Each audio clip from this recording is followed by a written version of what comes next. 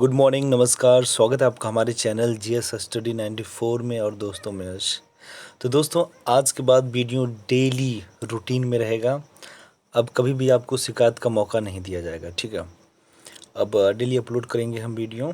तो दोस्तों, जो आज का जो एडिटोरियल है, जो कंटेंट है, आप देख सकते हैं, अपनी ज़मीन छोड़ती कांग्रेस, इसे लिखा है दोस्तों संजय गुप्ता जी ने, जो बहुत अच्छे विचारक हैं। बहुत अच्छा इनका जो पॉलिटिकल स्टैंड होता है। So we have to appreciate for them. तो आप देख रहे हैं कि देखिए, किसी चीज़ का पहले आप देखा करिए ना, जो कंक्लूज़न होता है, सार होता है। अपनी ज़मीन छोड़ती कांग्रेस, आपको पता है दोस्तों, कई राज्यों में सरकार सिमटती जा रही है। मुझे जहाँ तक उम्मीद है और जहाँ तक मेरा नॉलेज है, 3 राज्यों में सिमट चुकी है। तीन राज्यों में इस समय कांग्रेस की सरकार है और अन्य जगहों पे या तो बीजेपी है या तो वहाँ की क्षेत्रीय या कम्युनिस्ट पार्टियां हैं। तो ऐसा क्यों हो रहा है, उसके बारे में आज हम यहाँ पर डिस्कस करेंगे, आप लोगों से बातचीत करेंगे और जो इन्होंने विचार सुझाव किए हैं यहाँ पे, उसके बारे में हम जानेंगे। तो देखिए, यहाँ पे लिखा है 5 राज्यों बंगाल, असम, केरल, तमिलनाडु और पुदुचेरी में विधानसभा चुनाव घोषित होने के पहले से ही भाजपा ने इन राज्यों में अपना ध्यान केंद्रित कर रखा था। बंगाल में तो भाजपा ने पिछले 1.5 साल से ऐसा माहौल बना रखा कि तृणमूल कांग्रेस की मुश्किलें बढ़ती जा रही थीं। तृणमूल नेताओं के भाजपा में शामिल होने का जो सिलसिला कायम हुआ था, वह चुनाव की घोषणा के बाद और तेज हो गया है। भाजपा में शामिल होने वाले तृणमूल के कुछ बड़े नेता भी हैं। इनमें दिनेश त्रिवेदी प्रमुख हैं। ममता बनर्जी के खास माने जाने वाले शुभेंदु अधिकारी भाजपा में आने के बाद अब उन्हें ही नंदीग्राम में चुनौती दे रहे हैं।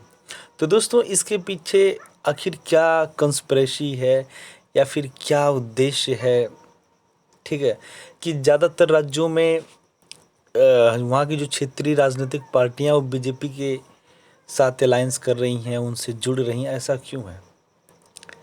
मैं जो टीएमसी है दोस्तों, पहले ये कांग्रेस में थी, उनके बाद इन्होंने अपनी एक नई पार्टी बनाया जिसको इन्होंने टीएमसी नाम दिया। तो दोस्तों, कहीं न कहीं जो आज हमारे देश में विपक्षी पार्टियां हैं, क्षेत्रीय पार्टियां हैं या फिर कांग्रेस जो पार्टी है, वो कहीं न कहीं जो उनकी एक है ना, जो उनका एक रोड मैप है, वो उनसे भटक चुकी हैं। वहाँ पर क्या है कि जो उस लायक हैं, जो अनुभवी हैं, जो बड़े सूझबूझ के नेतागण हैं, उनको वो पहचान, वो सम्मान नहीं मिलता, इसलिए वो छोड़ के अन्य राजनीतिक पार्टियों में, खासकर बीजेपी में जाके जगह ढूंढ रहे हैं और बीजेपी वाले जगह दे रहे हैं। तो आपको पता है कि वहाँ पे जो जन नेतृत्व करता है, उन उनके अंदर वो काबिलियत नहीं है। आप देख सकते होंगे, कई सालों से इस समय लड़ाई चल रही, अंतर्विरोध उठ रहा है कांग्रेस के अंदर पार्टी में कि अध्यक्ष किसे बनाया जाए, और तमाम तरह विरोध के बावजूद दोस्तों स्थिति वही असमंजस में बनी हुई है। और उसे सबसे ज़्यादा यदि किसी पार्टी को नुकसान होगा तो उसे खुद कांग्रेस को होगा। दिन प्रतिदिन जिस तरह से जनादेश खोती चली जा रही है, फिर भी उसे समझ नहीं आ रहा है कि जब तक हम परिवारवाद से बाहर नहीं निकलेंगे तब तक यही स्थिति हमारे सामने बनी रहेगी। तो दोस्तों, जब तक वो सुधार नहीं करेंगे, समय के हिसाब से सुधार करना बहुत ही आवश्यक है। अन्यथा दोस्तों, आपकी पृष्ठभूमि इतिहास रहा होगा आपका, जब रहा होगा, याद रखिएगा, इस संसार में एक से एक महान नेता, विचारक, वीर, योद्धा, बहुत लोग ऐसे आए, बस आज हैं विचारों में हैं, नाम ही है उनका, ठीक है। तो ऐसी स्थिति न बनाएं आप लोग। समय के साथ यदि जो बदल गया दोस्तों, वो समय के साथ रहेगा, अन्यथा दोस्तों समय बहुत तेज है, आपका नामो निशान मिटा देगा। इनमें भाजपा कार्यकर्ताओं के खिलाफ हिंसा भी शामिल है और पुलिस का दुरुपयोग भी।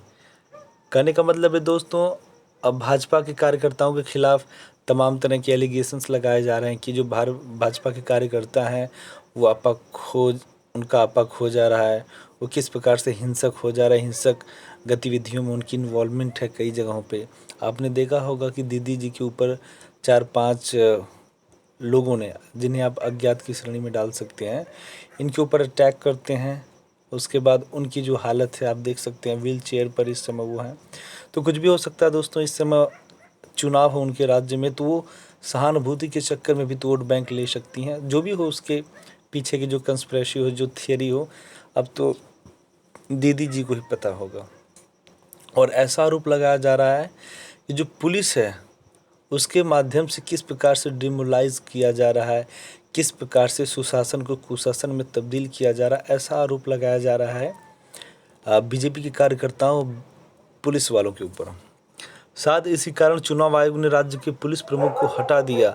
यदि तृणमूल कांग्रेस सत्ता से बाहर हुई तो फिर उसके लिए दोबारा अपनी पैठ बनाना मुश्किल होगा। भाजपा बंगाल में सत्ता में आने के लिए इसलिए कमर कसे हुए हैं क्योंकि लगभग 3.5 साल बाद लोकसभा चुनाव होने हैं और वह यह जानती है कि उसे उत्तर प्रदेश, मध्य प्रदेश, राजस्थान, गुजरात, हरियाणा आदि में कुछ नुकसान हो सकता है। इसी कारण वह बंगाल जैसे राज्यों में अपनी ज़मीन मजबूत करना चाहती है।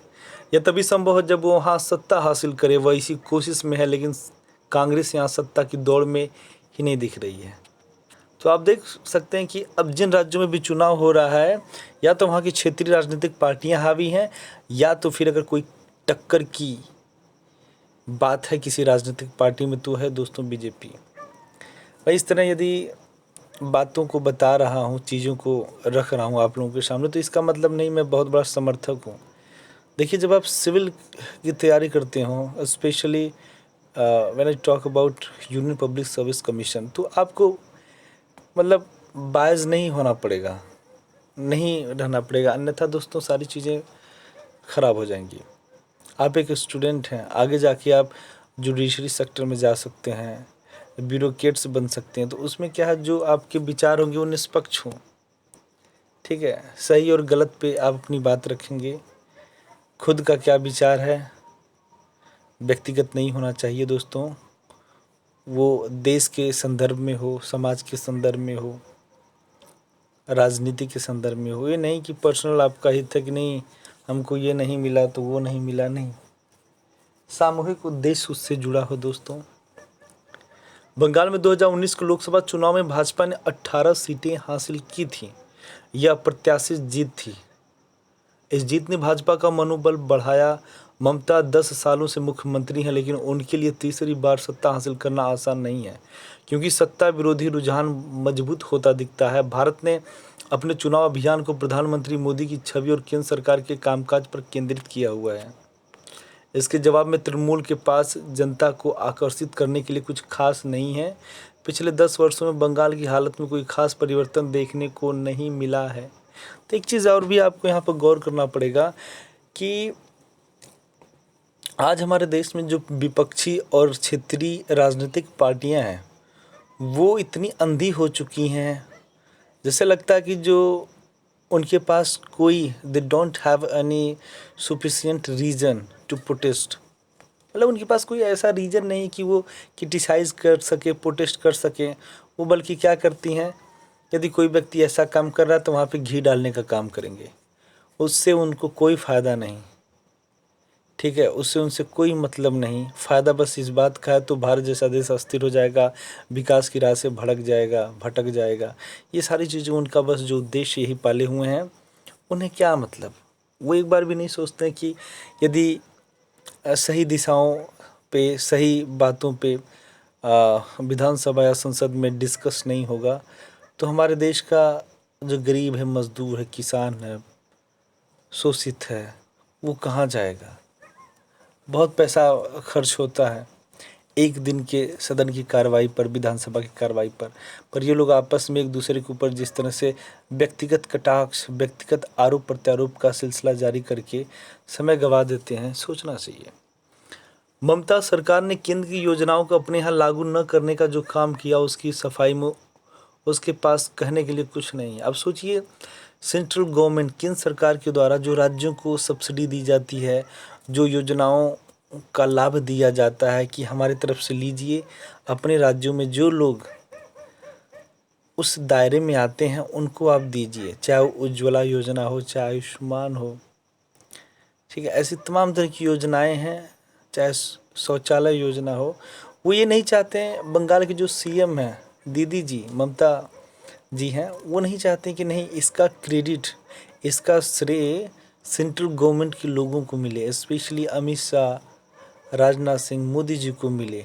जब उनको मिलने लगेगा तो यहाँ के लोग उनसे जुड़ने लगेंगे, उनका सम्मान करने लगेंगे, तो हमारी जो भूमि है, जो हमारा राजनीतिक करियर है, उस पे खतरा मंडराने लगेगा। अब एक बार आप मित्रों देखिए, जो रोहिंग्या मुसलमान हैं, मुझे रोहिंग्या मुसलमानों से कोई आपत्ति नहीं है, पर हमारे देश में बिना किसी कागजी कार्रवाई के यदि कोई व्यक्ति आता है तो इससे हमारे देश की जो नेशनल सिक्योरिटी है उसको थ्रेट पहुंचेगा। ठीक है, हमारे देश की संप्रभुता की बात है, क्योंकि कई जगहों पे जिस तरह से ये लोग मिले हैं इलीगल एक्टिविटीज़ में, जहाँ पे उनको नहीं होना चाहिए, ऐसे जगहों पे उनकी संलिप्तता पाई गई है, जो एक तरह से समाज को, देश को तोड़ने का प्रयास किया गया है। तो दोस्तों, मैं मानता हूँ कि यदि मेरे देश में कोई आए तो रिफ्यूजी बन के आए, शरणार्थी बन के, घुसपैठिया बन के ना आए। घुसपैठिया आएगा बन के तो दोस्तों हमारा देश फिर उसी तरह हो जाएगा जो स्थिति बहुत पहले थी, जिस विषय में हम लोग बात नहीं करना चाहते हैं। सोचिए, हमारे देश के लोग हैं, तमाम गरीबी है, शिक्षा है, पानी की कमी है, तो रोज़गार नहीं है। ऐसे में हम 50 लाख रोहिंग्या, 1 करोड़ रोहिंग्या को अगर भर लेंगे, फिर हम कहाँ जाएंगे? भैया, आपका भी तो देश है, आप अपने देश में जाएं, उसके लिए प्लानिंग करें, अपने दस्तावेज सबमिट करें भारत सरकार को। उसके बाद जो होगा हमारी सरकार आपको करेगी, एक आपके लिए रिफ्यूजी या डिटेन कोई सेंटर बनवाएगी, वहाँ पे आपको रखा जाएगा। उसके बाद आपके देश की सरकारों से बातचीत करके एक तीसरा रास्ता निकाला जाएगा, जिस पे दोनों देशों की सहमति हो और आप लोगों की भी सहमति हो। अन्यथा दोस्तों, ये चीज़ें क्या करते हैं ना, आज हमारे देश में इतने ज़्यादा हिंसक प्रवृत्ति के संगठन बने हैं कि वो चाहते हैं कि देश को अस्थिर कर दें, देश में सिलसिलेवार तरीके से बम विस्फोट कर दें। तो यही उद्देश्य है मित्रों, कि आप कम से कम जानकारी दें कि आप किस देश से आए हैं, क्यों आए हैं, कब तक रहेंगे। ये जो एक डॉक्यूमेंट होता है, जो एक सफिशिएंट, जो एक रिलेवेंट प्रोसीजर होता है, उसके दायरे में आकर आप लोग करें।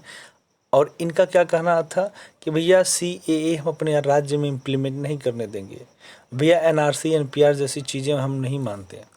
तो आप नहीं मानती बात अलग है, पर एक तरह से आप वोट बैंक की राजनीति करने के चक्कर में आप भूल गई हैं कि देश कहाँ है, देश क्या है। देखिए, आपसी बातें, आरोप प्रत्यारोप अलग मामला, पर जब कभी भी देश की बात आए, देश के जवानों, देश के किसान, देश के गरीबों की बात आए, तो आपको स्टैंड विद नेशंस होना चाहिए, न कि स्टैंड विद एनिमीज़ होना चाहिए। आज वही चल रहा है।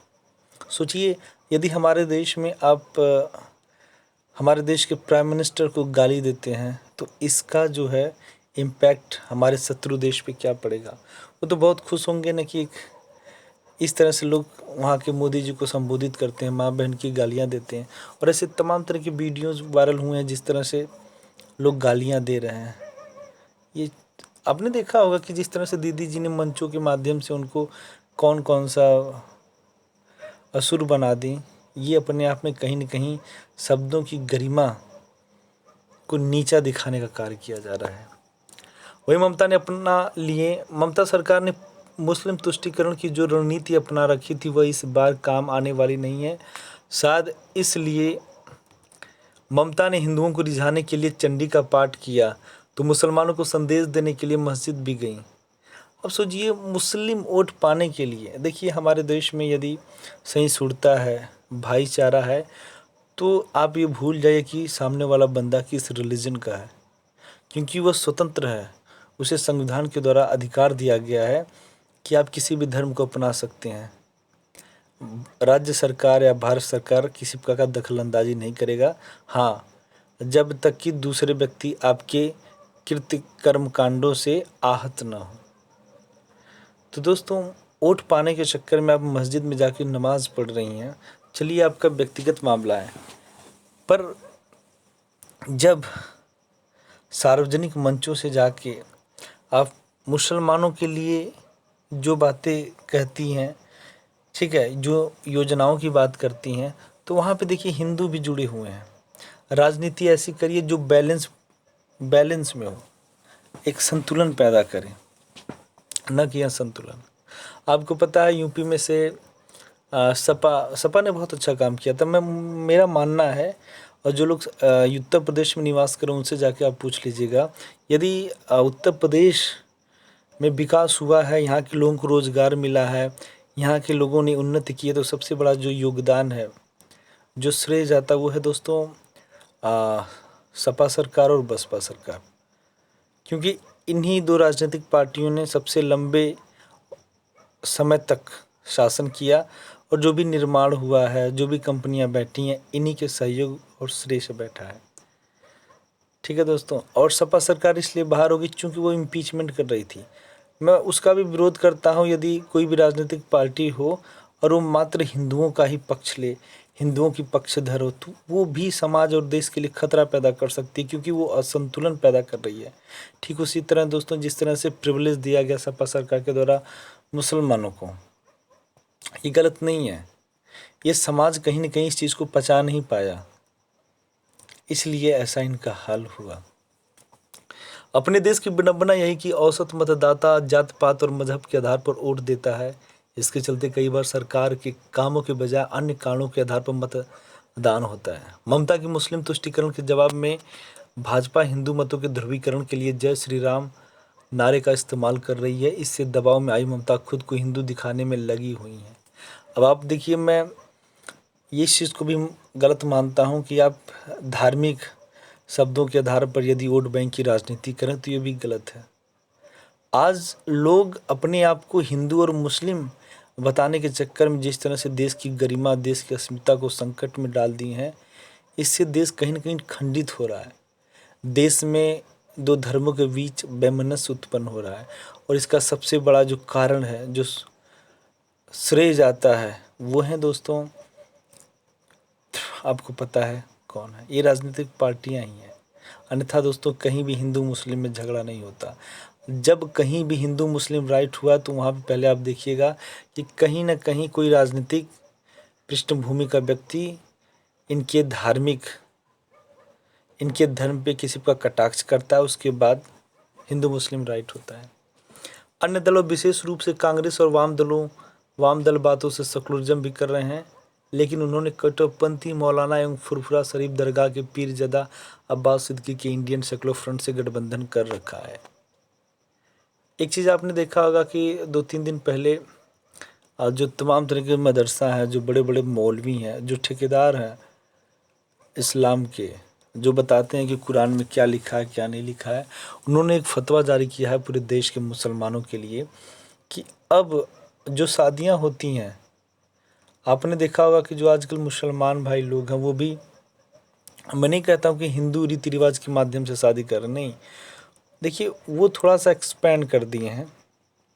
उन्होंने गोद भराई जैसी रस्में अपना ली हैं, डीजे के माध्यम से अपनी बारातें लेके जा रहे हैं। तो ऐसी चीज़ों पे वो रोक टोक करना चाहते हैं, और अब वो नियंत्रित करेंगे कि मुसलमान पिता किस प्रकार से शादी करे अपने बच्चों का, अपनी बेटियों का, अब वो ये तय करेंगे।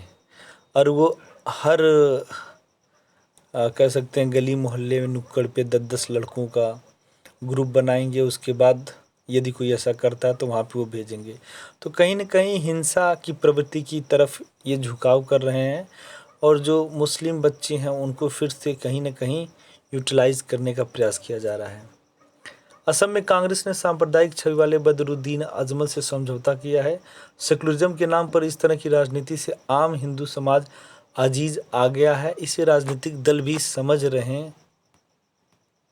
हैं, और इसी कारण समय समय पर वे हिंदू समाज को रिझाने की कोशिश करते रहते हैं। गुजरात और कर्नाटक चुनाव के समय राहुल गांधी शिवभक्त बनकर मंदिर मंदिर जा रहे थे, तो भी हाल में प्रियंका गांधी संगम में डुबकी लगा दी थी।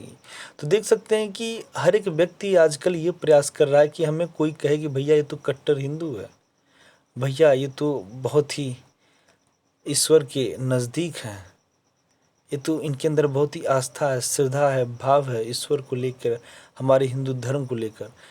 भैया जिस दिन चुनाव खत्म उस दिन सारे आस्था सारा श्रद्धा श्रेय सब खत्म। उसके बाद ये चार्टर्ड प्लेन से 4 साल तक ऐशो आराम के साथ जिएंगे, जनता का शोषण करेंगे, उनका खून पिएंगे, लूटेंगे। सेम वही है। यदि आप बहुत दूर तक नहीं जाना चाहते हैं, चीज़ों को व्यक्तिगत पृष्ठभूमि पे देखना चाहते हो, तो गांव की प्रधानी देख लीजिए।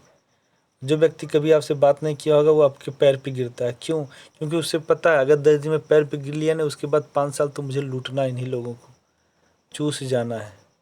ठीक है।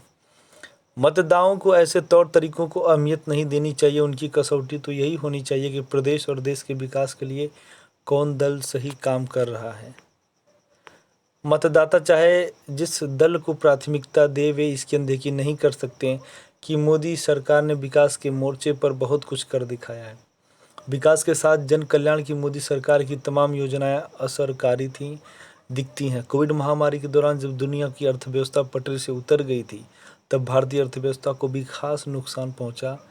देश की अर्थव्यवस्था संभालने के लिए मोदी सरकार की ओर से जो कदम उठाए गए हैं, उनके चमत्कारिक असर भले न दिखे हों, लेकिन वह पटरी पर तो आ रही है। तो दोस्तों, कोविड-19 के समय जिस तरह सरकार ने स्टेप बाय स्टेप योजनाएं और तमाम तरह की पॉलिसी का निर्माण किया, मैं उसकी सराहना करता हूं। क्योंकि जब अन्य देश के साथ आप तुलना करेंगे, कंपेयर करेंगे, तो अन्य देश के तुलना में हमारा देश बहुत ही अच्छा था। आज हमारा देश है दोस्तों, पूरी दुनिया को, बड़े बड़े विकसित राष्ट्र दोस्तों हाथ फैलाए बैठे हैं कि हे भैया हमें भी दे दो कुछ, कोविड-19 का वैक्सीन दे दो। ऐसा क्यों है? क्योंकि दुनिया जान चुकी हमारे यहाँ टैलेंट की कमी नहीं है, हमारे यहाँ शिक्षा की कमी नहीं है। पर गलती है कि हमारे देश में दोस्तों कुछ मुट्ठी भर लोग हमारे देश को मैनिपुलेट कर रहे हैं। शिक्षा को किस प्रकार से व्यवसाय बना दिया गया है, व्यापार का नाम दे दिया गया है।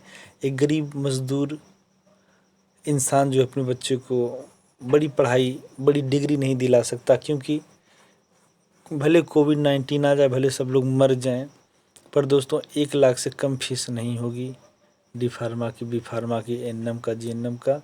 उन्हें कोई मतलब, आप पढ़ें चाहे ना पढ़ें। तो इन सब चीज़ों पे कार्रवाई करनी चाहिए सरकार को। क्या सरकार नहीं जानती इन सब बातों को? सरकार को किस प्रकार से आरक्षण के नाम पे लूटा जा रहा है, स्कॉलरशिप बच्चों को नहीं मिल रहा है, किसी अन्य के माध्यम से जो विद्यालय के संस्थापक हों वो अपने अकाउंट में पैसा ले रहे हैं। क्या उन्हें नहीं पता है? भारत ने कोरोना से निपटने के साथ जिस तरह तमाम देशों को वैक्सीन उपलब्ध कराई, जिसकी सराहना अप्रिसिएशन पूरी दुनिया में हो रही है। भाजपा इसे विधानसभा चुनाव में भुनाने की कोशिश करेगी, इसमें कोई हर्ज भी नहीं। लगातार कमज़ोर होता कांग्रेस भाजपा के लिए भले ही लाभकारी हो, पर देश की राजनीति के लिए ठीक नहीं है। एक समय जो कांग्रेस अपने दम पर विधानसभा चुनाव लड़ती थी, वह अब सहयोगियों पर निर्भर रहने लगी है। उसकी यह निर्भरता लगातार बढ़ती जा रही है। तमिलनाडु में द्रमुक ने कांग्रेस को महज 25 सीटें दी हैं, तो बंगाल में वाम दलों ने 921, असम, केरल और पुदुचेरी में कांग्रेस अवश्य गठबंधन का नेतृत्व कर रही है, लेकिन वह पहले जैसी सक्षम नहीं दिख रही है। असम में जो कांग्रेस लंबे समय तक सत्ता में रही, वहाँ उसे 5 दलों से समझौता करना पड़ा है। इनमें सांप्रदायिक छवि वाली अजमल की पार्टी भी है। एक समय कांग्रेस ने इस पार्टी से समझौता करने से इनकार कर दिया था। हाल ही में पीसी चाको ने इस्तीफा देकर केरल में भी कांग्रेस को झटका दे दिया है। चाको ने आरोप भी लगाया कि कांग्रेस में लोकतंत्र नहीं बचा है। उन्होंने जिस तरह गांधी परिवार को कटघरे में खड़ा किया, उससे उसकी और फजीहत ही हुई है। इसके पहले G23 गुट के नेता भी परोक्ष रूप से गांधी परिवार को कटघरे में खड़ा कर चुके हैं। राष्ट्रीय स्तर पर भाजपा का मुकाबला करने में सक्षम दिखने वाली कांग्रेस अब जिस तरह राज्यों में क्षेत्रीय दलों के लिए अपनी जमीन छोड़ रही है, उससे वह और कमज़ोर हो रही है। कांग्रेस की यह कमजोरी भारतीय लोकतंत्र के लिए शुभ नहीं है। तो दोस्तों, आज के लिए इतना ही। नमस्कार, धन्यवाद। पर जब आप कभी भी देखिए, बहुत ज़रूरी है कि आप कई मुद्दों पे जो आपसे बड़े हैं, जो समझदार हैं, जो कुलीन बौद्धिक वर्ग में आते हैं, उनसे आप बहस कर सकते हैं। बहस का मतलब है कि बहुत ही शांति के साथ और अच्छे शब्दों, अच्छे वाक्यों, अच्छे कह सकते हैं विषयों का चुनाव करके आप एक दूसरे से सीखने का प्रयास करें, न कि हिंसक भावनाएं पालें एक दूसरे से। तो आज के लिए इतना ही। नमस्कार, धन्यवाद।